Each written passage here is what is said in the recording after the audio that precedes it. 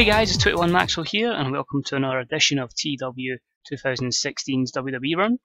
We're up to No Mercy in 2019. It's kind of one of our filler pay-per-views for the SmackDown Live brand, but we do have a lot of storylines that are ending here. We have a lot of superstars that are being built at this pay-per-view, and it should make the landscape of the company look a lot good and a lot better going into 2020. And of course, going into this run coming up now of our tournaments, the Cruiserweight Classic, the Tag Team Invitational, the War of the Women, and of course the World Grand Prix. Now the pay-per-view is going to take place in Hawaii. That is one of the places we're so close to getting to 71 to become a global company. So it makes sense, just work on there because we can't affect that industry because we don't have the TV deal for Raw, so it's strictly just SmackDown. So we've got it running there, and of course the whole show, because it's a SmackDown Live event, is going to be broadcast on the WWE Network. As always guys, if you enjoyed the show, please don't hesitate to leave a thumbs up. Any comments are deeply appreciated. How your saves are getting on, please let me know guys. I know it's quite a good while into the lifespan of TW now, but as any questions as well, we'll try and help out as much as we can. And of course, to check out more Booker stuff, you can see a lot of people on the Grey Dog software forums, written stuff there, and of course mods and graphics, and of course the Fantasy Booker subreddit, plenty of stuff there. A lot of other YouTubers with some good content with different companies. Strong my words today for some reason. But anyway, let's crack on. As the No Mercy pay-per-view, can we do another good show?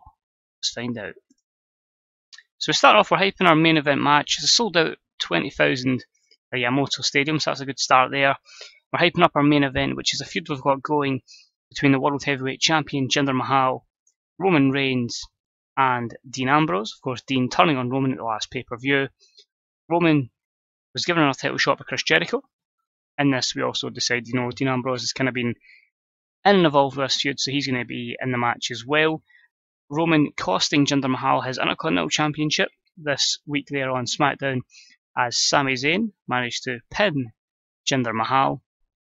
So revenge is on the mood of and on the mind of Jinder Mahal, and it's an A93 video to hype up the start of the show. Strong start, got the crowd hotter, and the storyline advances. Our opening contest was about that had some great wrestling and good heat. Randy Orton defeating Kenny Omega in 13:57 with an RKO. A simple B82. The match got the crowd hotter. Kenny just seems to be capped in this mod, and it's very frustrating. I've just never gotten him anywhere close to Randy in terms of overness, and with Kenny now being 36 in game, I feel like we've kind of hit the ceiling with him, and it's going to be one of those ones where Randy ends the feud with a win, and Kenny, unfortunately, will be going mid-card and might even have to drop him to 205 Live because he just seems to be not getting any better. But no skill improvements, and yeah, pretty decent match. Good opener with the RKO winning.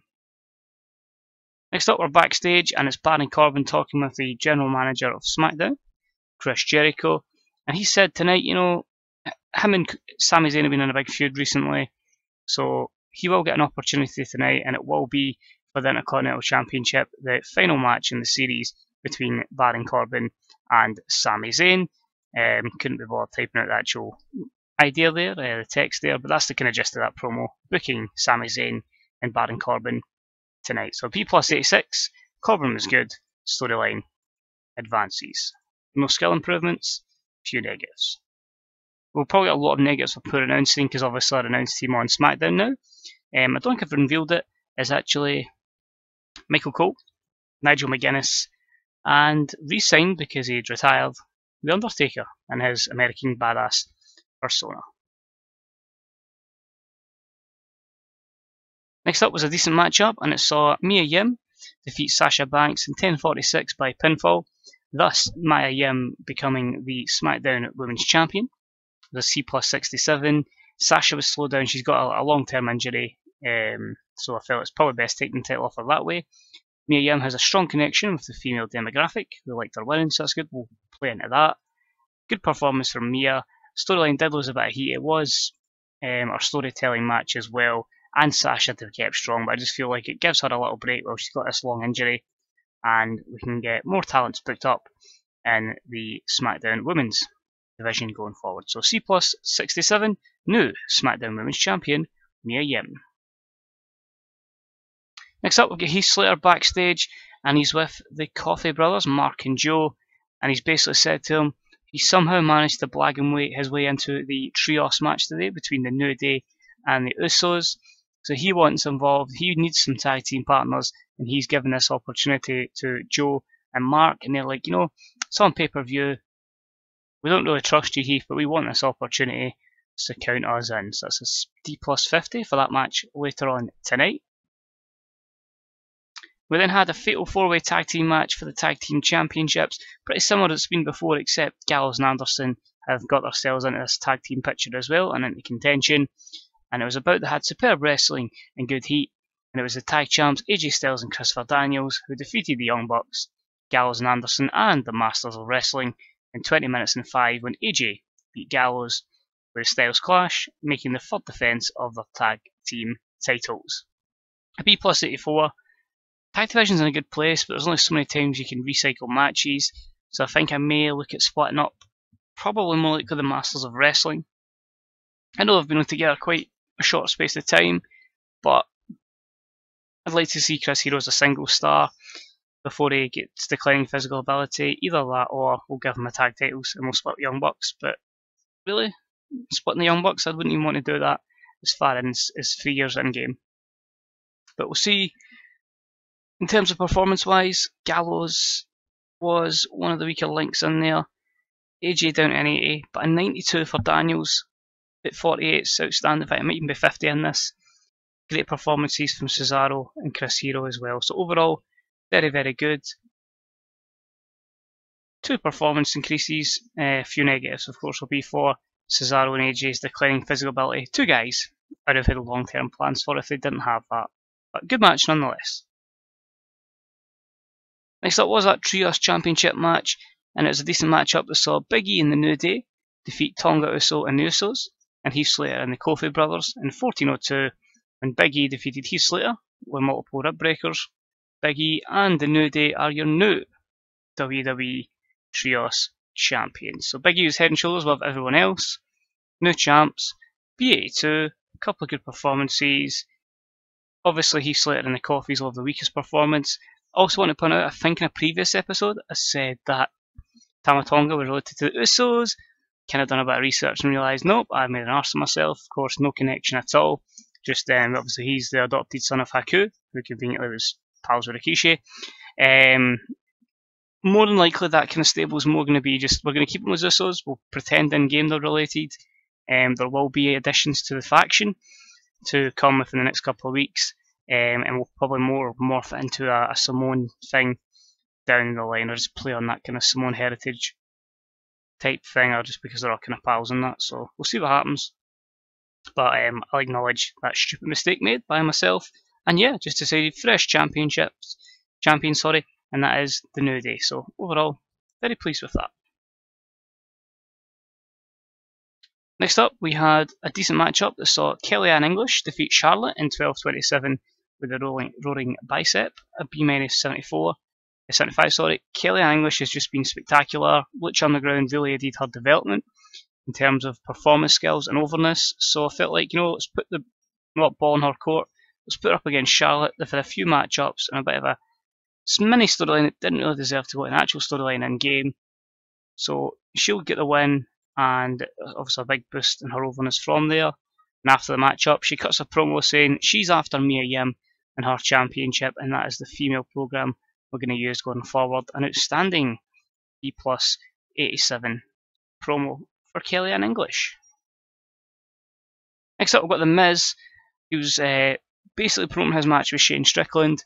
It's all started with Shane Strickland basically getting a win over The Miz. Flick win on SmackDown. The following week we had a Miz TV, where Miz just completely downplayed the victory, called it a fluke. Cheap shot is Shane Strickland, and he's going to show he is the man still around here, and no up-and-comers will be getting fluky wins over him. So A90, good promo from The Miz. And the match, spectacular as well. Hopefully it could be the making of Shane Strickland. It was about to have superb wrestling and great heat, and Shane Strickland defeated The Miz in 18:08 with another quick roll-up. So A89, Strickland win 84, Miz win 92, and the Building a Star storyline advances with just one negative, unannounced team. So again, try to build him up. He was rated as one of the top up-and-comers in the creative meeting. He's someone we're going to push to that next level. Promo from Drew McIntyre. He's going to be facing Seth Rollins, and he's just basically saying, you know, he is here to make an impact. He's got the whole country of Scotland on his shoulders, and you know he's fed up that people like Seth Rollins come in, got this global fame, big head start where Drew was released, and he's had to build his way back up. So B plus 85, can Drew pull off a solid win here? And the matchup flopped massively, which is disappointing, as about they had superb wrestling and great heat. Drew defeating Seth in 24-28 by pinfall, with a handful of tights. B78, Seth was slowed down, both guys had great chemistry, two good performances. Storyline losing heat, I probably think it's been the lack of... No? Might just be Seth's injury, but you guys had a 90-odd rated matchup before, which is why I went to go it again, so very disappointed a B78 there, but hopefully something that can build Drew to getting him to that near main event level going forward. But we did worry that was going to flop, which is why our co-main was moved to Sami Zayn versus Baron Corbin.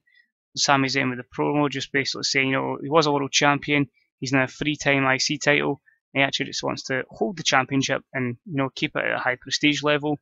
He's beat Baron Corbin before, he's been destroyed by Baron Corbin before, but he is going to flick a win. He says he's going to win tonight and remain as a good representation even, of the IC title. So A94 matchup, will it deliver? Not as great as it's been previously. I think if I'd maybe taken off the slow build, we would have gotten a better rating, but an exceptional matchup nonetheless. Saw Sami Zayn defeat Baron Corbin in 1802. Another babyface with a roll-up as Sami makes his first defence of the title. Both guys were 94. I think if I take off slow build, so we don't have to rely on that, I think we do get a 90-odd rated match there. So disappointed in that regard. Psychology will drop it down probably from about a 92, 90, maybe even 3. But at the end of the day, Sami Zayn is still the Intercontinental Champion. Leads us all to our main event, and Dean Ambrose is talking on the promo. He wants to become World Heavyweight Champion again, and he just says, when Roman Reigns basically just downplayed his matches against Jinder Mahal, basically saying that Dean Ambrose was worthless, was a piece of crap, you know, was basically in Roman's way, and he took a bit of offence to that, and he's going to show the world, you know, he didn't need Roman Reigns, he doesn't need anyone, and he's going to become the man around this place. So A91 matchup is exceptional, and it sees Jinder Mahal defeat Roman Reigns and Dean Ambrose in 27-34, when Jinder Mahal defeated Roman Reigns by pinfall, illegally using the ropes for leverage and making his second defence of the WWE World title. Solid A94. Jinder with a 96 rated performance, 94 from Dean, and 93 from Roman Reigns, and the storyline has advanced here. Jinder improving technical. The whole idea here was basically two of them double teaming Roman most of the match. Roman makes an escape, tries to get back, you know, the babyface fuel coming to him. Dean Ambrose basically does dirty deeds, goes to get the win, and I think it's through the ring, something like that. Jinder spectacular, but with that great rated performance, A94 overall is good. And we end the show with Roman Reigns beating the crap out of Dean Ambrose, because they're more likely getting a singles feud now, as we look to establish a new contender to face Jinder Mahal. But overall, a very decent show for No Mercy. And it was actually dropped to an B plus 88 on the basis that we actually gave 14 minutes of match-up to Heath Slater and the Coffee Bros. So if we don't give them that amount of time, if we drop them down to like a 10-minute match there, that's fine. And that probably doesn't cost us only gaining pop in 4 regions. We'd have gained it in about 34 regions. So that's quite disappointing. But because we gave 2 guys an opportunity, and because we gave them the promo to explain their lines, that's cost us in the end. But I think I'm a bit gutted we've been penalised for giving guys an opportunity, but it is what it is, and Jinder Mahal and Dean Ambrose can take the praise on today's show. But it's not negative, you know, it's still a good, fairly good show. And yeah, Jinder's pleased, and Dean Ambrose is pleased. So it's 6 weeks now until Survivor Series, our next pay-per-view. The next couple of weeks, as I say, is predominantly going to be tournaments going forward. As I say, it gives us a chance to see some of the other wrestlers that don't really get opportunities. Let's have a look here. Who have TNA rejected? Hyde No Shea. Yeah, you're alright. Nakamura has been loaned from New Japan to Noah. That's cool. Show still get fantastic reviews, and the main thing is as well, we are on the network, so we can get whatever damn rating we want, and it won't cost us anything, so that's decent. 35.59, good TV rating. Will Ospreay's still unhappy. I changed him yesterday, but let's see. So Will Ospreay will probably want to go back to being an upper mid carder. So a quick look at Will, or is he wanting a quick jump from? He's on the right push. I don't know why that is. I did change that. Must have not deleted it. Things are good. As I say, 400 million in the bank, 100 prestige even, 95 momentum. A couple unhappy people. We'll sort that out. There's people that haven't been used at this moment in time. Some of them, like Snare, will probably just get released. Michaela Smith, I don't really get anything for. Same way Viola Muscles. Viola probably would be the better word there. Homicide again, not really using them. There's a short-term gap anyway. But size is decent, as I say. It is working on Puerto Rico, Hawaii, Tri-State. Just getting one of them at 71, so international, and so on and so forth. Just then, so we can get another TV deal for Raw here, which will allow us just to keep getting the big numbers. But things are good. Saves still as enjoyable as it was in day one, as Fandango would say. And yeah, it's just been good. And we are on the road to tournament time. So quite a few shows to go. Classic will be next week's video, and it'll be the Tag Team Invitational. If we scroll down here, you'll see we'll have Survivor Series the 4th week in November. So the first week will be the War of the Women. The second week will be the World Grand Prix. Week 3 will be a break week, and week 4 will be Survivor Series, and then the road to Armageddon, TLC, and then of course the Royal Rumble. So as always, guys, it's been a pleasure. Thank you for watching, and I shall see you next time for the Cruiserweight Classic. Bye bye.